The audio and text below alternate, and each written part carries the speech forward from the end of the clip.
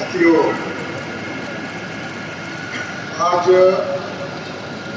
आज से 350 वर्ष पहले 1674 में 24 सितंबर तारीख थी और छत्रपति शिवाजी महाराज ने बौद्ध धर्म की जो शाक्त पद्धति है उससे राज्याभिषेक किया था।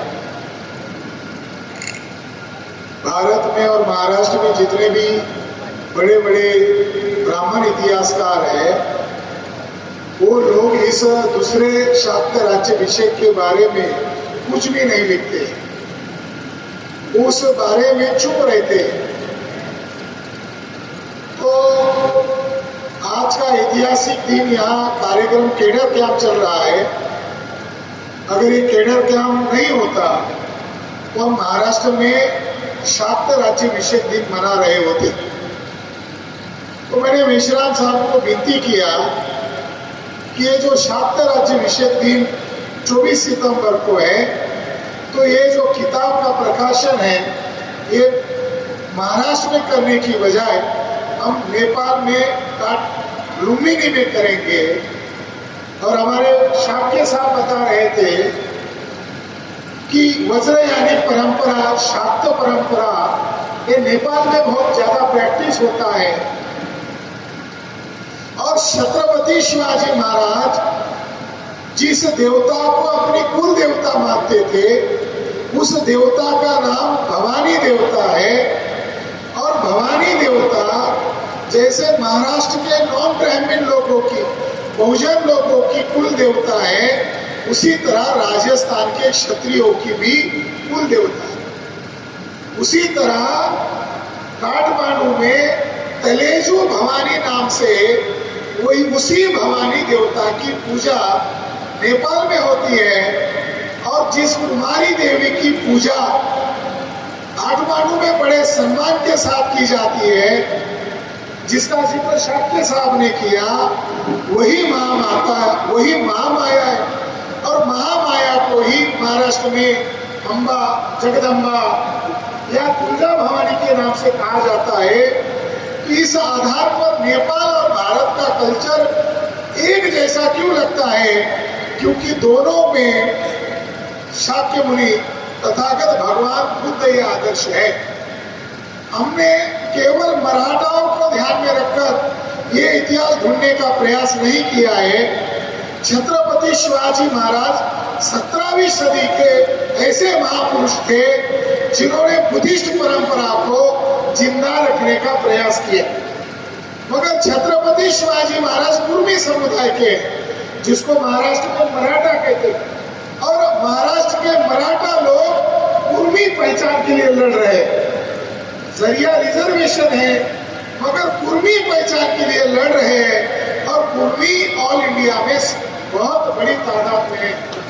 अगर छत्रपति शिवाजी महाराज का कनेक्शन बुद्धिस्ट परंपरा से है, तो इसका मतलब यह है कि ब्राह्मणों ने, खासकर कि आरएसएस ने, बीजेपी के लोगों ने जो फेक राष्ट्रवाद, काल्पनिक राष्ट्रवाद हिंदू या हिंदुत्व के नाम पर प्रचार में लाया, वो ब्राह्मण लोग इसके पीछे जानते हैं कि शिवाजी महाराज का कनेक्शन किसके साथ है। हम लोग इस बारे में ज्यादा सोच रहे हैं कि अगर छत्रपति शिवाजी महाराज के नाम से ऑल इंडिया में हिंदुत्व का प्रचार किया, तो स्वाभाविक है कि ब्राह्मण लोगों के वो आदर्श है। अगर हिंदुत्व के प्रचार के लिए शिवाजी महाराज का ऑल इंडिया में प्रचार किया, तो उन्हीं ब्राह्मणों ने 2002 में छत्रपति शिवाजी महाराज के खिलाफ एक किताब लिखी। वो किताब मराठी में नहीं लिखी, वो किताब अंग्रेजी में लिखी। और छत्रपति शिवाजी महाराज की कितने लेवल पर बदनामी किया, इतने लेवल पर बदनामी किया कि छत्रपति शिवाजी महाराज का बाप शहाजी भोसले न दिखाकर, उनके जो ओरिजिनल पिता है उनको उनका पिता न दिखाकर, दादू कोंडदेव नामक ब्राह्मण को बायोलॉजिकल फादर घोषित किया। इसका क्या संदेश जाता है? जो ब्राह्मण लोग शिवाजी महाराज को आदर्श प्रस्तुत करके हिंदू और हिंदुत्व का प्रचार कर रहे थे, उन ब्राह्मण लोगों ने 2002 में किताब के रूप में अपनी असलियत दिखा दी। और वो किताब जेम्स लेन नामक एक व्यक्ति ने लिखी, जो अमेरिका का था, मगर उसका वास्तविक राइटर पुणे का ब्राह्मण था, पुरंदरे। और ये पुरंदरे आरएसएस का फुल टाइमर था एक समय। तो आरएसएस के लोगों ने छत्रपति शिवाजी महाराज का बाप क्यों बदला, ये सवाल हमारे मन में चुभ रहा था। सवाल का जवाब अब हमें मिल गया कि ब्राह्मणों को मालूम है कि छत्रपति शिवाजी महाराज का कनेक्शन बुद्धिज्म के साथ है। ये बात उनके मन में खल रही थी, इसी की प्रतिक्रिया में उन्होंने उनका बाप बदला। साथियों, छत्रपति शिवाजी महाराज कैसे संबंध है? शिवाजी महाराज का बुद्धिज्म के साथ संबंध क्या है? तो पहले नंबर का सबूत है कि वो जिस देवता को अपने कुल देवता मानते हैं, वो भवानी देवता, ये भव सागर पार करने वाली देवता है, ये संसार चक्र से मुक्ति दिलाने वाली देवता है। इसको बुद्धिज्म ने प्रज्ञा देवी कहा है, अंग्रेजी में विजडम गॉडेस कहते हैं, और पराजिता देवी कहते हैं। ये प्रज्ञा देवती ही भवानी देवता है। ये पहला सबूत है। नंबर 2 का सबूत यह है कि छत्रपति शिवाजी महाराज अभिवादन में जिस शब्द का प्रयोग करते थे, वो शब्द जोहार शब्द है। जोहार शब्द कौन कौन बोलते हैं? जोहार शब्द जो है, छत्रपति शिवाजी महाराज जोहार शब्द का इस्तेमाल करते थे। आदिवासी लोग भी जोहार शब्द का इस्तेमाल करते हैं। झारखंड का अगर टीवी चैनल देखोगे तो वो एंकर जोहार से शुरुआत करते हैं, यानी केवल आदिवासी ही नहीं जोहार बोलते हैं। आदिवासी बहुल जो राज्य है वो टीवी चैनल पर आम प्रचलन में जोहार है, और राजपूत लोग भी जोहार शब्द का इस्तेमाल करते थे। जोहार शब्द कहाँ से आया? योद्धार ये शब्द है, योद्धार शब्द का अपभ्रंश जोहार है। जोहार शब्द अपमानजनक नहीं था। जोहार शब्द नाग लोगों का, शासक लोगों का, राजा और प्रजा का अभिवादन का शब्द था। इसका एंशियंट सबूत कहाँ मिलता है? तो अशोका के समय में जो मिशनरीज भेजे गए थे, तो इंडिया में जो उनके राज करने वाले लोग थे, उन वंश का नाम योद्धे वंश है। योद्धे वंश के लोग जोहार बोलते थे, यानी मौर्य काल तक इसका कनेक्शन मिलता है। दूसरा सबूत यह मिलता है, गाथा सप्तशती नामक एक ग्रंथ है। उस ग्रंथ में राजा और प्रजा का अभिवादन का शब्द जोहार है, इसका जिक्र मिलता है।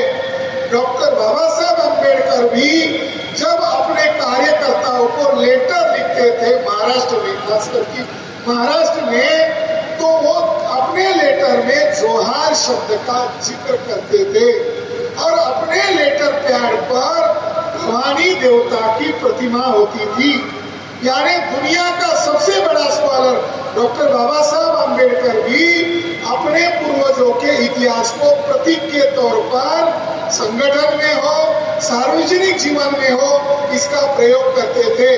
बाबा साहब अम्बेडकर मृत्यु के पहले उन्होंने ढेर सारा साहित्य लिखा, मगर एक किताब अभी भी गायब है। उस किताब का टाइटल है पीपल एट बे, यानी समस्या में फंसे हुए लोग।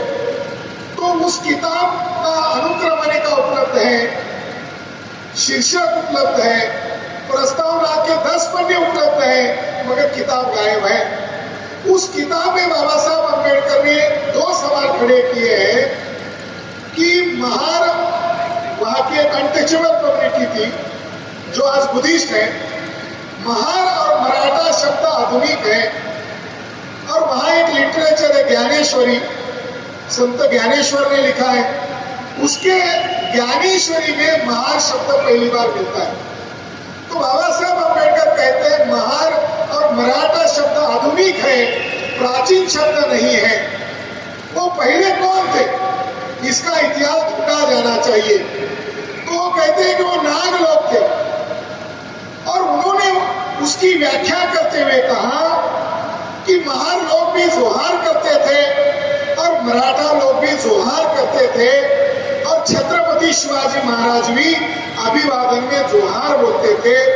और इसका रिकॉर्ड उन्होंने प्रस्तुत करते हुए कहा कि घोरपड़े नामक एक सरदार को उन्होंने खत लिखा और उस खत में उन्होंने जोहार लिखा है।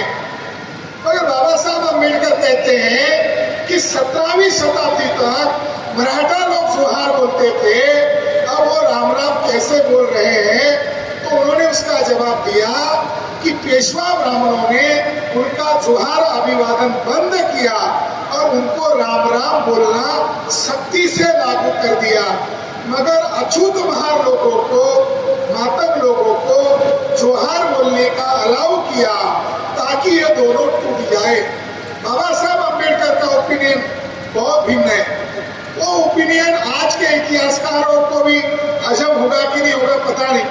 उनका कहना ये है, उनके समय में एंथ्रोपोलॉजी विकसित शाखा थी, तो उनका ये कहना है कि महाराष्ट्र में ऐसा एक भी गांव नहीं मिलता जहां महार लोग रहते हैं और मराठा लोग नहीं रहते, जहां मराठा लोग रहते हैं महार लोग नहीं रहते। ये उनकी खासियत है कि दोनों एक गांव में मिलते। दूसरी खासियत है कि इनके सरनेम एक है। तो इनके सरनेम एक क्यों है? तो बाबा साहब अम्बेडकर कहते हैं एंथ्रोपोलॉजिस्ट लोगों ने इस मुद्दे की तरफ ध्यान नहीं दिया है। इनके सरनेम क्यों एक है? क्योंकि इनका कुल एक है, इनकी कुल देवता एक है, इनके टोटेम एक है। तो बाबा साहब अम्बेडकर ने इसका कंक्लूड ये किया, इसका निष्कर्ष ये निकाला, जिनका कुल चिन्ह एक है, जिनके कुल एक है, जिनके टोटेम एक है, वो नैसर्गिक रूप से सगे भाई है। बाबा साहब अम्बेडकर का ये निष्कर्ष निकला कि महार और मराठा ये भले आज अलग अलग जाति के लोग होंगे, मगर इतिहास में ये दोनों एक ही वंश के लोग थे।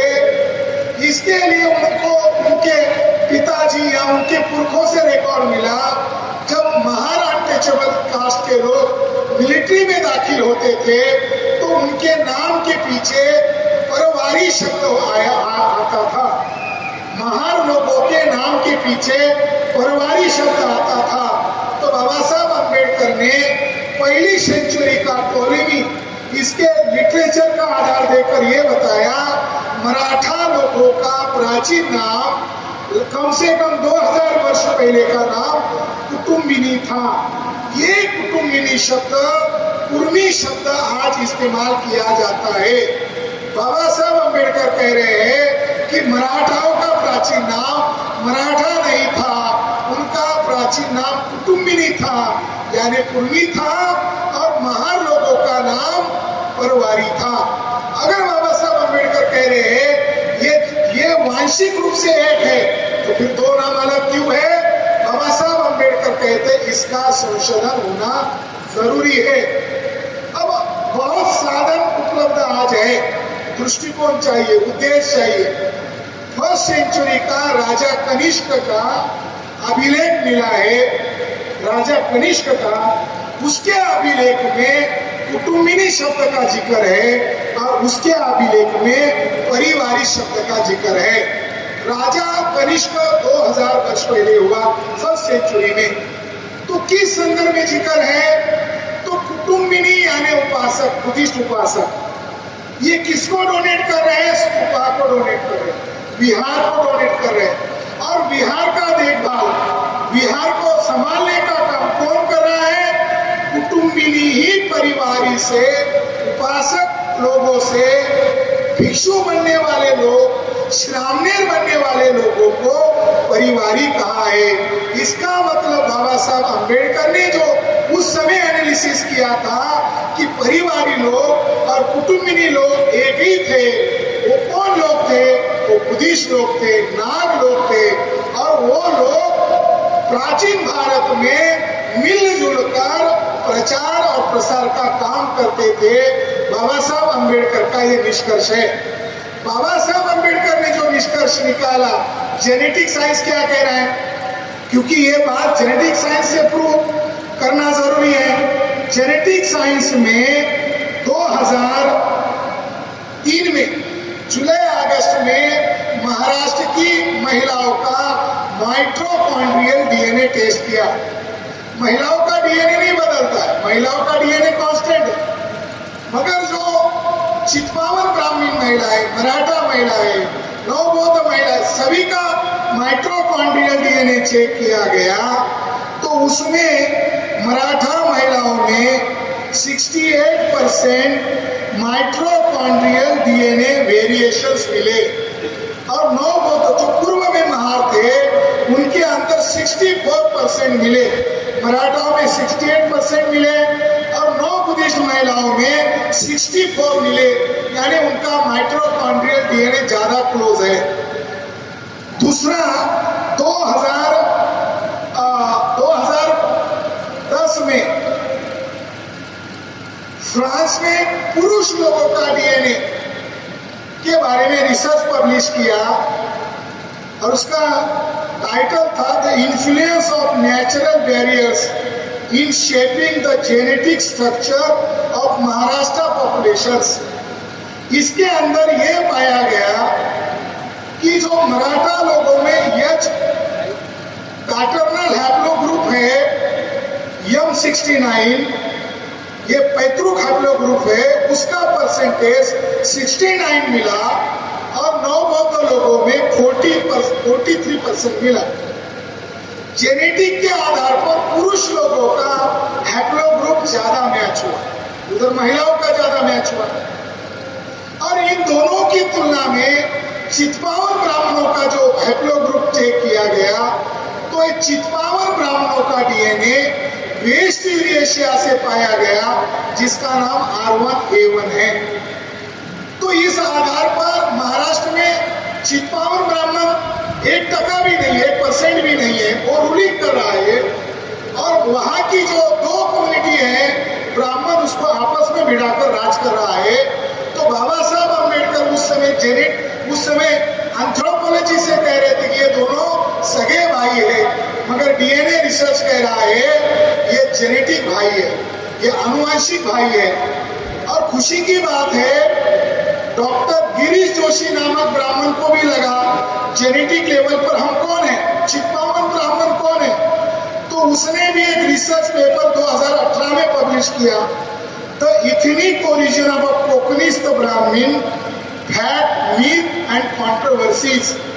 इस संशोधन में जोशी महोदय ने मान्य किया भले ब्राह्मण है, अच्छे ब्राह्मण है, ऐसे भले ब्राह्मण दुर्लभ होते हैं, ऐसे भले अच्छे ब्राह्मण का पैदा होना जरूरी है। तो भले मैं क्यों कह रहा हूँ, उन्होंने उनके रिसर्च में ऐसा कहा कि चित्पावन ब्राह्मण भारतीय नहीं है, वो वेस्ट यूरेशिया से आए हैं और उनके अंदर R1A1 डीएनए मिलते हैं, इसलिए वो भले हुए। ऐसे भले लोगों की जरूरत है वो बताने के लिए। तो जेनेटिक आधार पर भी हमारे ये लोग जो है मूल निवासी सिद्ध होते हैं। तो पहला आधार जोहार, दूसरा आधार भवानी, तीसरा आधार जेनेटिक आधार पर ये मूल निवासी लोग हैं। तो मैं इस मौके पर ज्यादा नहीं कहना चाहता हूँ, क्योंकि हम महाराष्ट्र में जब जाएंगे तो वहाँ ये जागरण करना जरूरी है, क्योंकि उनके अंदर बहुत विवाद है।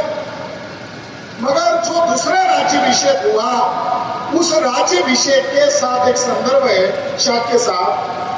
बुद्धिज्म में बोधिसत्व को 10 पारमिताओं से गुजरना पड़ता है और बुद्धिज्म ही है जिन्होंने महिलाओं का पक्ष भी रखा, खास करके भिक्षु आनंद ने। और भिक्षु आनंद के माध्यम से महिलाएं भी बोधिसत्व बन सकती है, महिलाएं भी बुद्ध पद को प्राप्त कर सकती है। ऐसा बैटल चला है। इंडस सिविलाइजेशन मातृसत्ता परंपरा का समर्थक था और बुद्ध और आनंद भी महिलाओं को संग में लेने के लिए महिलाएं भी बोधिसत्व बन सकती है इसका समर्थन करते थे। और इन्हीं परंपरा से वज्रयानी परंपरा ने 10 महाविद्याओं का निर्माण किया, 10 पारमिता और 10 महाविद्याएं। और उन 10 महाविद्याओं में भवानी एक महत्वपूर्ण महाविद्या है। और ये वज्रयानी परंपरा इतना 84 सिद्धों की परंपरा पूरे भारत भर में, नेपाल में गोरखनाथ, मच्छिंद्रनाथ फेमस है और ये अवलोकितेश्वर है, यानी इनका कनेक्शन बुद्धिज्म के साथ है।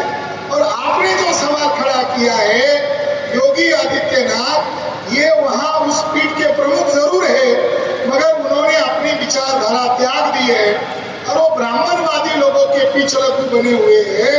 मगर योगी लोग योगी आदित्यनाथ को नहीं मानते हैं, मच्छिंद्रनाथ और गोरखनाथ को मानते हैं। और गोरखनाथ की परंपरा से जुड़ा हुआ है और गोरखपुर और कुशीनगर एक साथ जुड़ा हुआ है, जहाँ शाक्य मुनि बुद्ध का महापरिनिर्वाण हुआ है। वो लाइन अगर काठमांडू के साथ जोड़ा जाए तो इंडिया और नेपाल वज्रयानी परंपरा के साथ जुड़ते हैं। ये हमारी प्राचीन परंपरा है। मगर महाराष्ट्र में जो कुर्मी लोग हैं, इनको ब्राह्मण लोग आज तक इस्तेमाल किए। इस किताब के द्वारा ये जो शाक्त राज्याभिषेक पद्धति है, उसका क्या विधि होता था, वज्रयानी परंपरा में उसका क्या रिचुअल है, इसके बारे में चर्चा की है। मगर जो पहला राज्याभिषेक है, वैदिक राज्याभिषेक, इसके बारे में हमने सबूत ढूंढे और संशोधन में यह पाया गया कि राजा बनने के बाद 10 दिशाओं का पानी जल मटके में भरकर लाकर राजा के सिर पर डालते हैं। ये राज्याभिषेक का विधि है, ये वैदिक राज्याभिषेक विधि नहीं है, ये बौद्धों की रिचुअल है। राज्याभिषेक, ब्राह्मण लोग अनसिविलाइज लोग हैं, ब्राह्मण लोग जंगली लोग हैं, उनके पास कौन सी सभ्यता है। राज्याभिषेक पद्धति भी बुद्धिस्टों की परंपरा से है। और जब बुद्ध बर्थ हुआ, राज्याभिषेक कहाँ से आया? लुम्बिनी से आया। बुद्ध का नाम, बुद्ध को 2 विशेषणों से जाना जाता है। पाली भाषा में महापुरुषा यानी महापुरुष, और धम्म में बुद्ध। असित मुनि ने भविष्यवाणी किया था, अगर ये गृहस्थी लाइफ में रहे तो ये कौन बनेंगे? धम्म राजा बनेंगे, ये चक्रवर्ती राजा बनेंगे। अगर इन्होंने ग्रह त्याग किया तो ये महापुरुषा बनेंगे, बुद्ध बनेंगे। तो बुद्ध का जन्म होने के बाद उसका जलाभिषेक किया गया नाग राजाओं के द्वारा, बुद्ध का जलाभिषेक किया गया। ऐसे शिल्प गांधार तक है, केवल भारत या नेपाल में नहीं है। और यही बात सिस्टम, ये जो बात करने का, स्नान करने का सिस्टम ईसाई धर्म में भी पहुंचा, उसको बपतिस्मा कहते हैं, वो विधि है उनका। और हिस्टोरियन लोगों ने मान्य किया है, दूसरे हिस्टोरियन लोग छोड़ो, ईसाई धर्म के क्रिश्चियन लोगों के धर्मगुरु ने भी मान्य किया है। ये बपतिस्मा पद्धति बुद्धिज्म से हमने अडॉप्ट किया है। इसलिए ये रिचुअल, बुद्धिस्ट रिचुअल का स्टडी दुनिया, अमेरिका, लंदन के लोग कर रहे हैं, क्योंकि उनका ये ओपिनियन है। दुनिया में जो सिविल सोसाइटी फैला वो इंडिया से फैला है, बुद्धिज्म से फैला है। मगर इंडिया और नेपाल में हमारे लोग ब्राह्मणिज्म में अपनी परंपरा ढूंढ रहे हैं। हमारी परंपरा ब्राह्मणिज्म में नहीं है, हमारी परंपरा यहाँ की नेटिव परंपरा है। उसके आधार पर छत्रपति शिवाजी महाराज का ओरिजिन बुद्धिज्म के साथ है। महाराष्ट्र के लोगों को भी मालूम नहीं है, नॉन महाराष्ट्रीय लोगों को भी आश्चर्य लगेगा ये सुनकर। उनकी माता जीजाबाई को जब बच्चा पैदा करना है, होता है, वो पीरियड होता है, तो उन्होंने अपने बच्चे का जन्म ऊना जिले के पास जुन्नर गुफा है, 250 से ज्यादा गुफा है, एक गुफा नहीं है, 250 से ज्यादा। भारत में सबसे ज्यादा गुफा ऊना जिला में है, वो जुन्नर गुफा है। एक गुफा में जिजाऊ साहब ने अपने बच्चे को जन्म दिया। वो महापुरुष छत्रपति शिवाजी महाराज है, जिनका जन्म ही गुफा में हुआ है, जिनका राज्याभिषेक ही बौद्ध परंपरा से हुआ है। वो ब्राह्मण धर्म का मजबूती के लिए विदेशी ब्राह्मण इस्तेमाल कर रहे हैं। छत्रपति शिवाजी महाराज का इतिहास 1% भी बाहर नहीं आया है। ओरिजिनल इतिहास लंदन की लाइब्रेरी में है। जो इतिहास नॉर्थ इंडिया के ब्राह्मण लिख रहे हैं, पुणे के ब्राह्मण लिख रहे हैं, वो फर्जी इतिहास है। उनको ग्लोबल लेवल पर शून्य मान्यता है, क्योंकि वो बखरों पर लिखा गया है। बखर यानी पोंगापंथी झूठ और किंवदंतियां है। जैसे पुराण है वैसे बखर है। बखर में कोई हिस्टोरिकल आधार नहीं है, कोई ईयर का भी कोई उसके अंदर साधन नहीं है, सारा गोलमाल हिस्ट्री है। इसलिए ये हिस्ट्री एक नए अध्याय को ओपन करेगा। आज मुझे गर्व हो रहा है कि शिवाजी महाराज का 350वां दूसरा राज्याभिषेक हम अंतर्राष्ट्रीय स्तर पर महामाया के इस भूमि पर, सिद्धोधन की इस भूमि पर और शाक्यमुनि बुद्धा की इस भूमि पर मना रहे। शाक्यमुनि बुद्धा और छत्रपति शिवाजी महाराज एक जेनेटिक एक ही है। और बॉम्बे गैजेट एविडेंस है ब्रिटिश लोगों ने, बॉम्बे गैजेट में लिखा है कि छत्रपति शिवाजी महाराज के वंशज जो है वो मौर्य है। और कर्नल टॉड से हम उसकी सभी बातों से सहमत नहीं है, मगर कर्नल टॉड ने भी एनल्स ऑफ राजस्थान में लिखा है 14वीं शताब्दी 13वीं 14वीं शताब्दी में मौर्यों की नस्ल महाराष्ट्र में गई थी। उसी नस्ल का एक राजा, महाप्रतापी राजा, भोसले घराने का राजा शिवाजी महाराज हुए हैं। शिवाजी महाराज मौर्य खानदान के हैं, यानी शाक्य है। मौर्य भी शाक्य है और बुद्धा भी शाक्य है। इसलिए महाराष्ट्र के शाक्य शिवाजी महाराज को और यहाँ पैदा हुए शाक्यमुनि बुद्धा को ज्वाइंटली अगर देखेंगे तो हमारा वास्तविक इतिहास सामने आएगा। धन्यवाद देता हूँ मैं मेश्राम साहब को, उन्होंने इस ट्रेनिंग कैंप में हमें ये प्रकाशन करने के लिए अलाउ किया। और उन्होंने मुझे निश्चित तौर पर यह भी कहा कि हम ऑल इंडिया में ये 350वां शाक्त राज्याभिषेक केवल महाराष्ट्र में नहीं ऑल इंडिया में मनाएंगे। इसके लिए मैं मेश्राम साहब को धन्यवाद देता हूँ।